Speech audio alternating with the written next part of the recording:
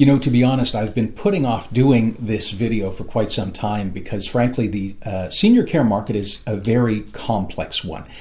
And not that the franchise salesperson is going to let you know that, but as you know, they're more likely to tell you the rosy side of the story. And actually, the rosy side is quite true, but that's only one side of the story. And if you're familiar with our channel, you'll know that we tell you both sides always, and that's what we intend to do today. So first off, what are these senior care franchises? Well, the majority of them in the market today, what they provide is non-medical in-home senior care.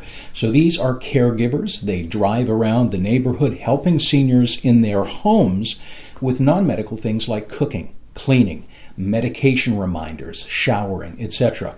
Now, in addition to non-medical, there are some franchises that provide medical in-home care.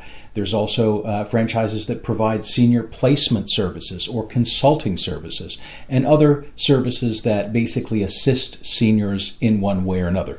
As franchise consultants, we actually work with about 30 senior care brands very closely, and each one has a slightly different business model, and some may be better for your location than others, depending on the demographics they specialize in and a number of other factors. Now, we're going to return back to that in a minute later on in the video. Now, to start off, let's take a look at the bullish, the positive aspects of senior care franchising first.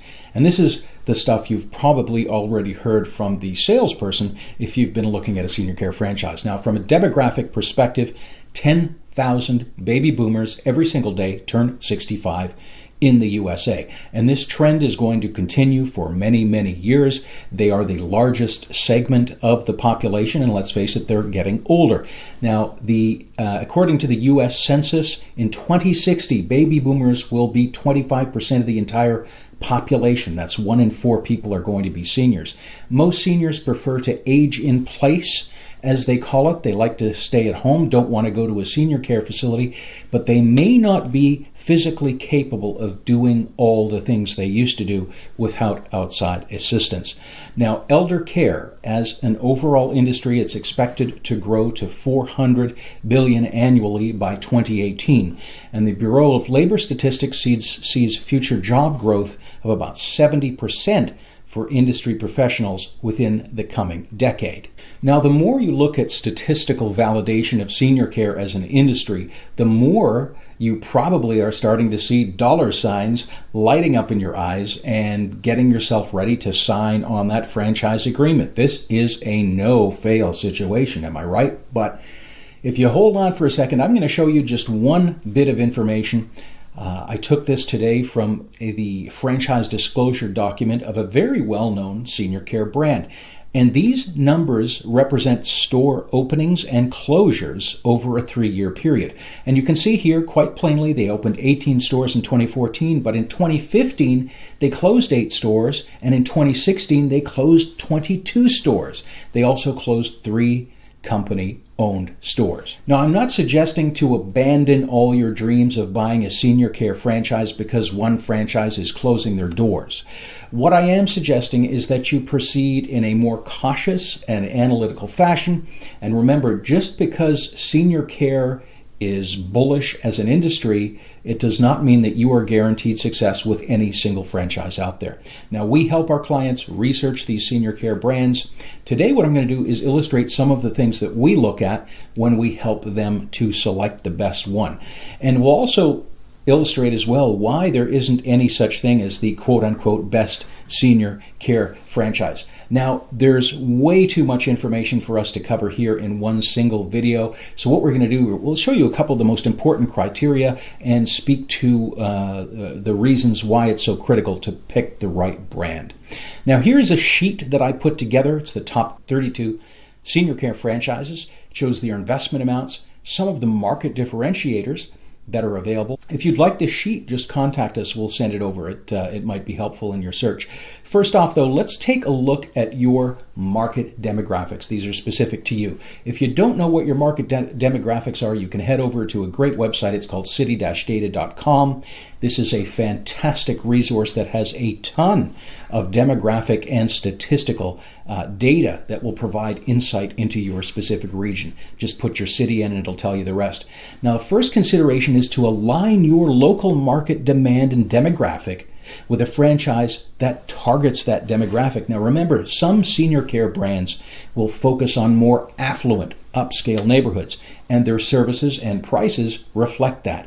Some franchises focus on longer-term stays, generally with older people in their 80s and 90s. Some are shorter stays, so some of the younger seniors, just a couple of hours. Now, if you pick the wrong franchise, for example, offering a premium-priced service and you're living in a primarily blue-collar neighborhood, you won't do as well as you could. So always make sure that the franchise's market focus, who are they focusing on, makes sense for your area and is in alignment with your demographic makeup. Now, next consideration is their operational model. Some franchises have very stringent requirements for owners to be out in the community selling. A lot of people don't like selling. They might have to do business networking, business development, join the Chamber of Commerce. That type of activity in many of these senior care franchises is mandatory and required for you to be successful. It's an essential part of their model. But if you're not a social person necessarily, or if you don't particularly enjoy sales, you may want to explore senior care franchises that have internet lead generation programs, in-house marketing programs, maybe national alliances that provide an ongoing source of leads. Again, both these franchises are good as long as they are sold to the right person who is in alignment with their operational model. Now, once these two key elements have been selected, your demographics are in place, your operational model is in place, we typically drill down further to things like whether you prefer to offer medical or non-medical home care. Now, medical can widen your net of available clients, but it can also increase your regulatory requirements, your employee salaries, and many other factors. Some states are extremely difficult to obtain your licensing and can take months to receive an approval. So make sure that you are aware of this before you sign on, because are you financially positioned to wait months before your business opens? Now, some of these franchises will allow operation from your home. Others, as required by state law, will require you to have a small office outside your home. Check and make sure which your brand requires. Always look at least 3 franchises to compare. Once you finally do drill down, you get those perfect demographics. Pick 3 and check their satisfaction rates for franchisees, their royalties, their territory sizes, whether you have a protected territory or whether your accounts are protected. Check their failure rates, their growth rates, and a bunch more. Now, a senior care franchise, once you do all your homework, can be a good investment as long as you've done your research. Don't just jump in at the first one that you see. If you need help researching or selecting a franchise, you can learn more about our services at franchise.city. Yes, that's .city, not .com. Don't forget to like and subscribe to our YouTube channel here.